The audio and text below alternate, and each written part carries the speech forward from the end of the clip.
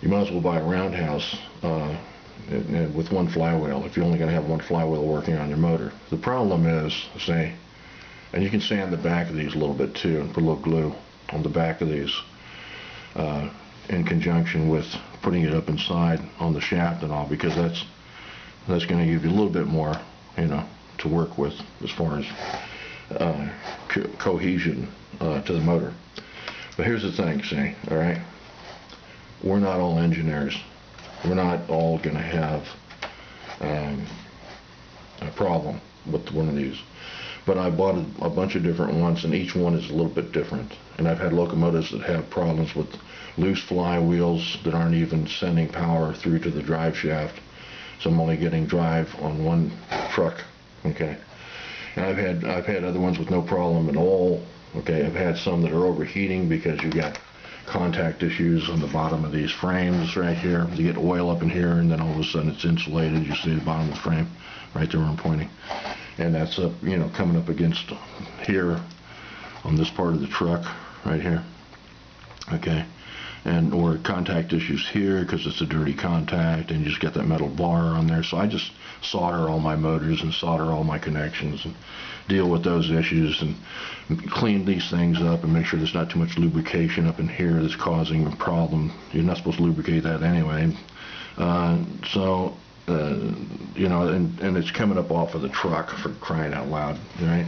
Because there's too much oil in it. So here's the thing, okay? We do the best we can.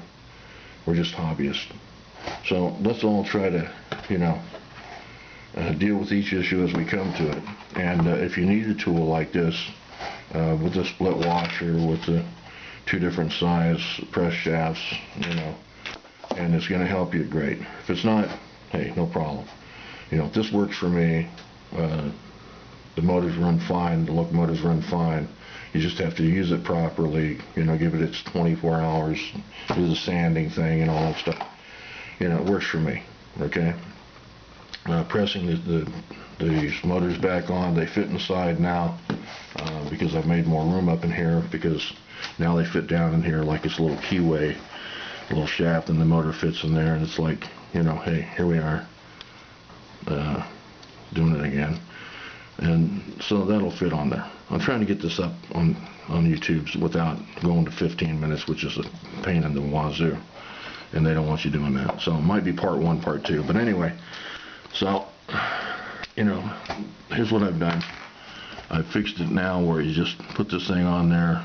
Okay, there's plenty of room. It's going to fit underneath there. Of course, in this case, you don't want these plastic inserts in there. They got to be off. And it'll push it all back together with the glue. It'll hold it together, and you'll be back up and running, and you'll have saved your Athearn locomotive, and you're going to be a happier hobbyist. And that's really all it's about. Okay, I'm selling them dirt cheap at about cost, because it's over 7 hours to make one. If I charge what it was really worth, I'd be up to $100 already charging for these things, and it's just crazy. We're in a hobby. We're not setting diamonds in rings and necklaces and whatever, or designing the latest halfway see-through whatever costume people wear, but and don't wear on the average basis. So, let's just be realistic and preserve our hobby, and enjoy the hobby, and enjoy interacting with each other as hobbyists, and not be, greedy manufacturing nutcases, okay? And all this stuff they make now, they make it over in China. If they made it in the United States, you'd be paying $1,000 per locomotive, if not more. So, don't be too unhappy when you have to pay for one of these things if you want a new locomotive or whatever. We're fortunate we have eBay and yard sales, and and we're hobbyists. So thank you for watching. Enjoy your hobby.